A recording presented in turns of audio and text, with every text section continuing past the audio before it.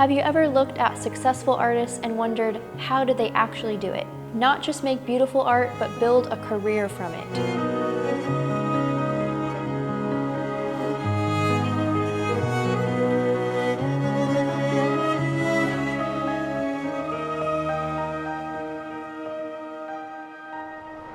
My name's Dimitra Milan. I've been a professional for over 10 years, and I've helped thousands of students around the world help find their own unique style and voice and start selling their work. And I've consistently made 6 figures a year through the sale of my paintings alone. So here's what you guys are gonna learn today. 5 key pillars that have helped me build my art career, how to develop your own unique style and voice, and confidently share your work, and why saying yes to small opportunities is so important. And then we're gonna talk all about the mindset for to be a successful person. We also have a free art career assessment that you guys can take at the end of this video. Number 1, having a very unique style that's recognizable. And this takes time to develop. It's not something that just happens overnight. How to find your unique style. I think this really just comes down to painting consistently. I started painting when I was 12. I learned from my parents. They have an art school. And when I was about 14, I was painting 40 hours a week. I was homeschooled for that time, and I finished school in like 2 to 3 hours. So the rest of the day I was painting. So painting consistently is just automatically gonna help you guys find your style quicker. And I think it all comes down to your determination. If you aren't feeling inspired, you just have that discipline to keep painting, the inspiration will come. It always happens. And once you're in that flow and you make it easier for yourself by having better studio habits, just having projects in motion, it's gonna help you guys get started painting.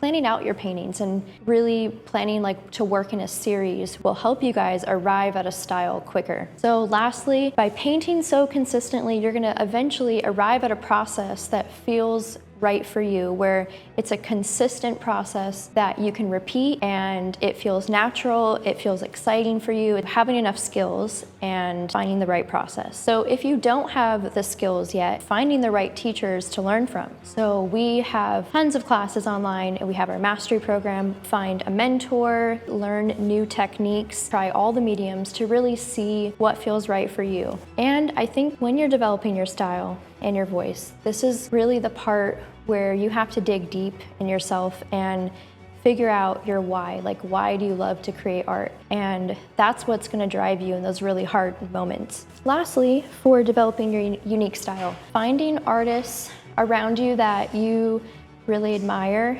and maybe there's certain elements of their art that you want to emulate. That's gonna really help you guys get to a style quicker. I was, in the beginning, very inspired by my parents, so I would kind of copy what they were doing, and that helped me get to a certain point. Over time, I learned that I loved creating a story and combining different imagery together, having a portrait with an animal. I was really inspired by having a silhouette and painting different. That's something that I repeated over time, and that's what led me to a very distinct style that I have today. Okay, so number 2 on the 5 key pillars is saying yes to small opportunities. Maybe you're thinking you want that big opportunity right now. You want to sell that art for $5,000. It took you 10 plus hours and you want to get the money you feel it's worth. Start somewhere realistic for where you're at in your journey. But you have to say yes to those small opportunities, because that's going to help you be ready for those bigger opportunities.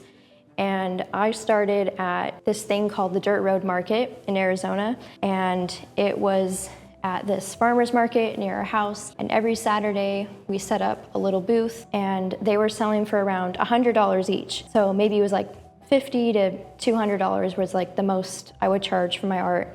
And I would sell probably 10 paintings in a weekend. And for me, at the time, being 12 or 13, that was super good money, and I was very excited about that. It really motivated me to keep going.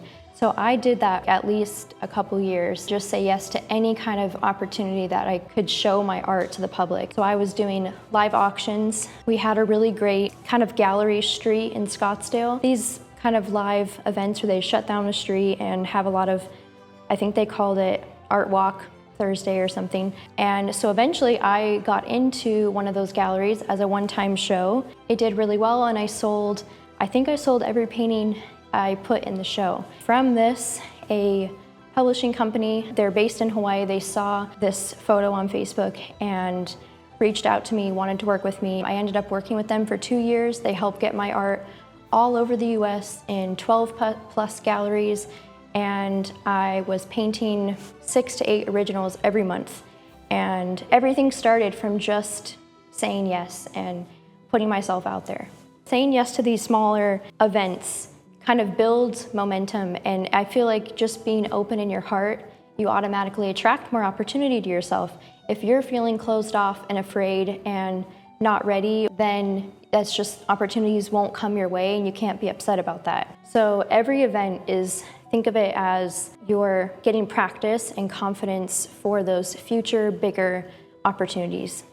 Okay, so number 3 is mastering the business side. I think every artist should have a website, and that's your funnel. And so you have all these different outlets that you're getting eyes on your art. You have social media, you have in-person events, shows, handing out business cards. There's so many different ways to grab that kind of cold audience and bring it to what you're selling. So I think you gotta spend time creating a nice branded website that really reflects you and your art and your story. It's gonna be harder for you to sell your art. You have to be ready and get that in place so that you can have the success you want. So for pricing your art, when I first got started, my paintings were selling for $50, $100, $200, and I gradually worked up the prices to where they are at now, which is $7 a square inch and $8 a square inch for commissions. I think this process will just happen naturally, but you have to be okay with starting at a lower price point than working your way up. So once you know that you're ready to raise your prices is when you just can't really keep up with the demand and you're selling so much of your art. So a good pricing strategy is the square inch model. Tightening your branding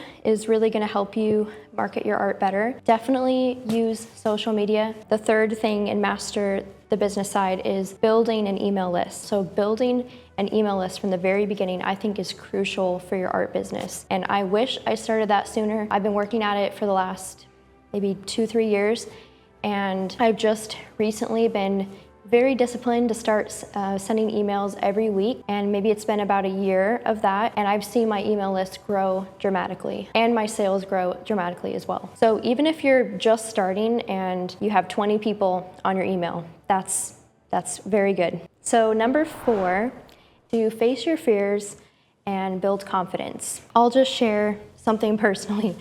I was so afraid of public speaking growing up. In school, it was like my least favorite thing.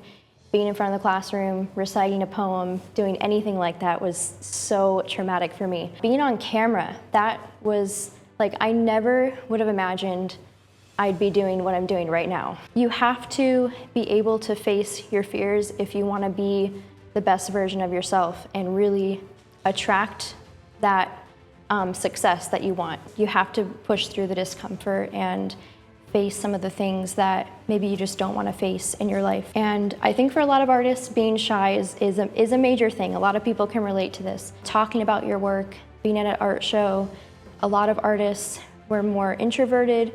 We just like to be in our studios and would rather someone else sell the art or handle that. But I think that if you can learn to open up a little bit more and be comfortable with talking about your art, it's really going to build confidence within yourself and attract more loyal collectors to you. And it's just going to help you affect more people. So you'll be able to really make an impact on the world if you face that fear of public speaking or being shy. And also to share on how I overcame this. It was not a one-time thing, like it didn't just happen in a day. So the first time I really faced this fear was being on camera, and that was a combination of talking to, I imagine, like hundreds or thousands of people, knowing that what I'm saying is like recorded, I'll have to watch myself later. All this stuff just freaked me out. It started when my mom had this kind of download for the mastery program, and she was like, I really want to film this course. It'll help people all over the world. She's like, if we could manage to film this and put it online, we would have hundreds of students taking this program, or thousands. Like, we didn't even know how big it would be at the time. And so I was like, oh, okay, I guess I could try to film. And first few times were like super rough for me, and it was, yeah, very difficult. And I had a lot of breakdowns and crying and had to pause filming and like restart. And eventually it just got easier and easier. Anything is possible, and you guys can overcome those fears for sure. Opportunities come through courage. Share your heart and share your story with the world. That will connect people to your art, because they aren't just buying your art, they're buying you, a piece of you as well. Okay, so number 5 is a little bit kind of what we were talking about, but going a little bit more in depth. Sharing generously and how to build community. So connection creates collectors. Power of storytelling is so important. And so this goes back to building your email list. You can think of different ways, different stories in your life that you can share about and somehow relate back to your art. Everything that we go through as people in our everyday lives is translated through the canvas. I think there's always like a tactful, even if it's something that's kind of negative, there's like a way that you can talk about it in a poetic, beautiful way, or like a learning experience, and bring that back to a story behind your art. Sharing your story is very crucial. Share it on social media and share it through your email list and your website as well. And you also just want to be genuine. So you don't have to force these stories. You don't have to force these meanings behind your paintings. You just want to be real and open with people. And I've learned that the best collectors have really become friends of mine, and we become close. And they're not just a collector who buys one piece of art. They've bought for years, and they have become ongoing collectors of my art. So I think that's the goal, and you can achieve that by just being real, be your authentic self. So that connection has to happen first, then it translates to your art and to the collectors. Okay, so those were the 5 major pillars, and really the things that have helped me get to where I am today.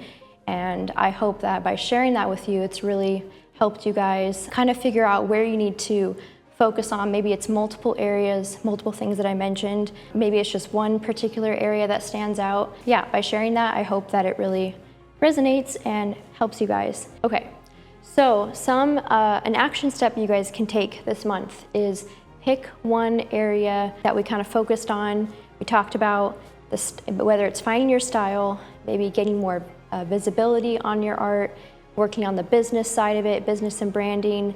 Maybe it's facing your fears and maybe overcoming some of or work towards overcoming some of those fears, or building community. Maybe there's multiple areas that you want to work on, but you can just pick one to kind of focus on this month. So if these 5 key pillars resonated with you and you're serious about building a real art career, then you definitely want to check out our free art career assessment that's in the description. If you've really enjoyed this video and want to see more content like this, make sure you like the video, subscribe to the channel, and turn on notifications so that you never miss a video.